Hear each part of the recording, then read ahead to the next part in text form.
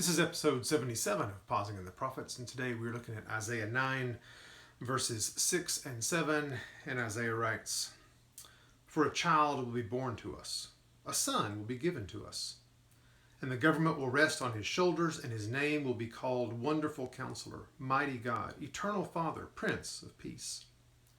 There will be no end to the increase of his government or of peace, on the throne of David and over his kingdom, to establish it and uphold it with justice and righteousness from then on and forevermore.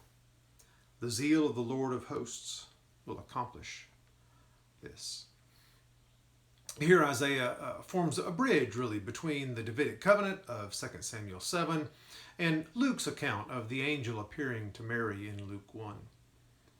While the announcement that Mary would conceive and give birth to the Davidic king might appear far-fetched, but notice the repetition of the words throne and house and kingdom, which appear both in 2 Samuel and Luke 1. So while it might appear far-fetched, Isaiah reminds us that the birth would come. One would appear who would reign on the throne of David. Righteousness, justice, and peace would be the hallmarks of this reign. If these three attributes really are hallmarks of Jesus' reign, shouldn't we find those same characteristics in Jesus' followers?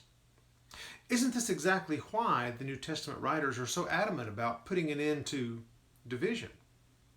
Don't they speak over and over again about following in Jesus' steps to bring justice to our situations and live out righteousness in our own lives?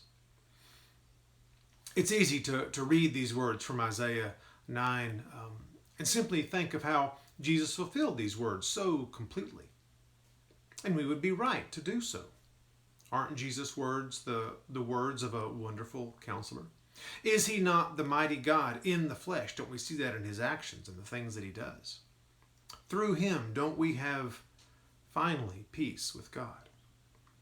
Yes, we are right to praise Jesus as the fulfillment of all that Isaiah wrote about the coming Messiah, but we would be amiss if we didn't look at our own hearts and notice whether our words and actions line up with the one that we claim to follow.